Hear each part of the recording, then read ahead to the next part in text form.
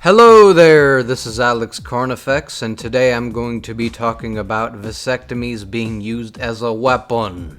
Now, Tom Leykis, the radio talk host, the original MGTOW, most notorious for refusing the ultimata, is going to talk about a story that he found, and I want you to give it a good listen, and I'll discuss afterwards. But this is kind of a really cutesy story that I want everyone to hear.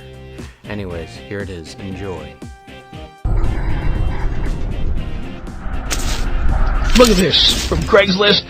You guys send this stuff in, and this apparently popped up on everybody's Craigslist today. And everybody sent it in at the same time. I don't know what time it actually popped up on there, but everybody started sending it in at the same time. Here it is. This from some anonymous person on Craigslist. What a great post. It goes like this. The guy says, I got a vasectomy.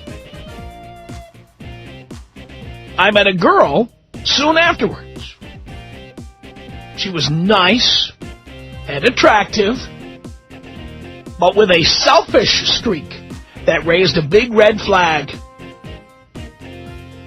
She was 32 at the time, and I could practically hear her biological clock ticking. Regardless, she was a good lay, easy on the eyes, and reasonably good company. I did not tell her about my vasectomy. And I always used a condom with her, if only to protect against STDs. She assumed, obviously though, that the condom was only used for birth control. Silly girl. So we date for a few months. I never made any move towards commitment, but she brought it up occasionally. For me, this was a casual but pleasant relationship. For her, as I was to find out, it was part of a life-changing series of events that she was planning very carefully. 4 months into dating, I get the I'm pregnant talk. She's going on and on about how the condom must have broke, and now we really need to think about getting married, quote, for the baby. She's positively giddy. She has a baby in her, and she thinks she's going to have a good meal ticket, me, to go along with her new 7-pound annuity. By the way, does this guy sound like a Lycus listener or what? He says, at this point, I'm just as giddy, because I get to pull the reverse oops on her. I figured that she slept with some bad boy and got knocked up. Good thing I was using condoms. Better still that I have a serious mistrust of women who can't think beyond their own uteri. So I wait a couple of days to, as I told her, think about all this. I meet her again. I say I don't want kids and that she should have an abortion. I know this is where this is going, and sure enough, it goes there. She goes completely insane on me. There were the usual insults about my manhood. There were threats of legal action. It was all very ugly. And I was loving every minute of it. Well, I let her stew for a few days. She leaves me nasty messages on my phone. She sends awful emails. I'm laughing hysterically. Finally, it was time to drop the hammer. While she was stewing, I was busy. First, I got a notarized copy from the urologist who performed the vasectomy. Next, I got a notarized copy of the 2 test results indicating a negative test result for sperm to show I'm sterile and shooting blanks. Finally, I got a letter from a shark attorney stating he has seen the other documents and is prepared to litigate against this woman if she continues to communicate with me in such an unpleasant manner.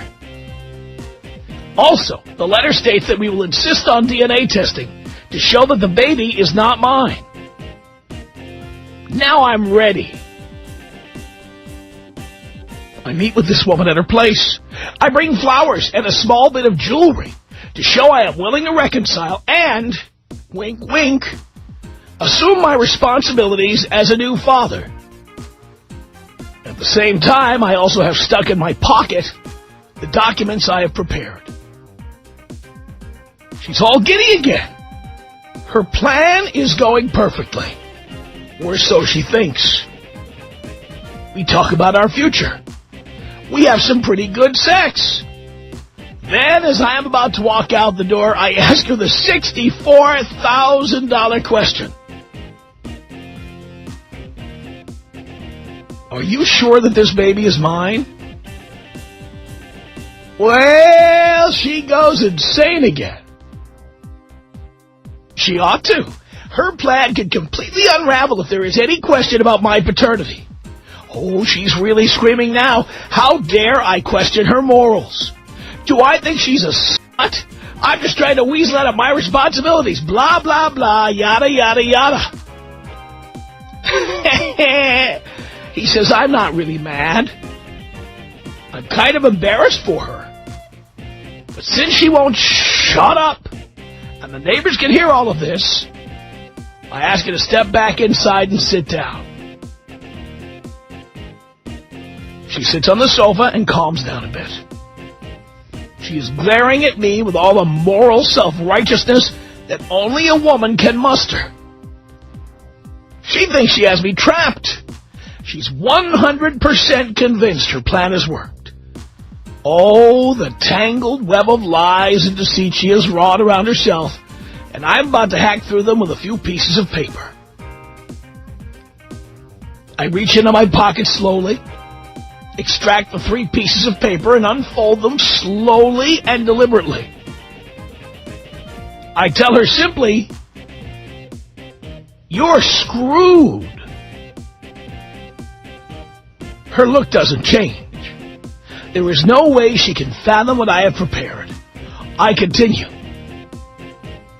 I am sterile.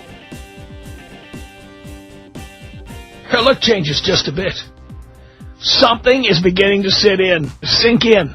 Naturally, she reverts to women's logic. She says, and I'm editing here, "You're full of crap. You're trapped and you know it." I hold up the letter and the test results. 3 months before we met, I said, I had a vasectomy. Here is a notarized letter from my urologist stating what I had done. Here are 2 test results showing that I tested negative for the presence of sperm. Blanks. I'm shooting blanks. That baby inside you is simply not mine. This woman is not to be swayed by logic and clear documentation. She said, and I'm abbreviating here, BS, those are fakes. I was ready for that. No, they are real. This last piece of paper is from my attorney. It's a simple letter to you that states if you pursue any kind of legal action against me for child support, that I will insist on a DNA test to prove paternity. That is, to prove that your baby is not mine. I give the woman all the documents. She reads them slowly, deliberately. With each passing second, she can feel in her soul that she has made a very bad mistake. With denial swept away, she started to cry. It's a small cry at first. Then it becomes deeper. and more painful. By the time she gets to the letter of the lawyer, she is sobbing. I had no sympathy for her. I turned and walked out the door. Even after I closed the door, I could still hear her sobbing. By the way, does anybody out there feel sorry for this woman? Anybody? Anybody? Even a little bit?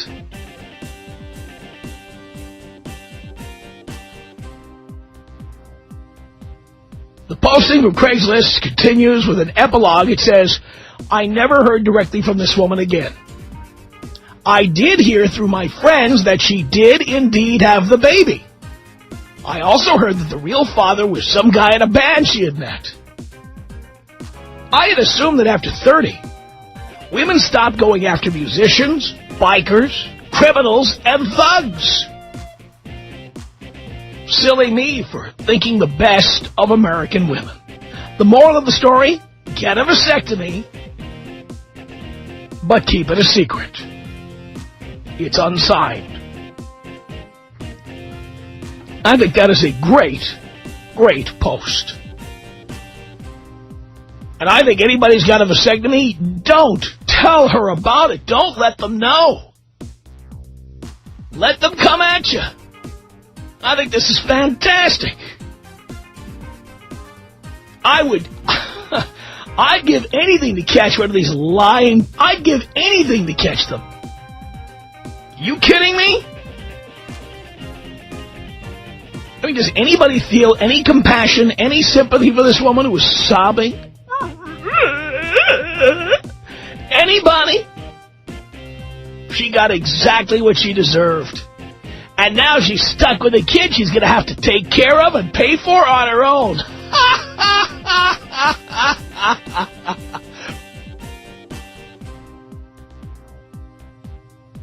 What do you think about this? Tom like it. The vasectomy is the most efficient form of birth control for men.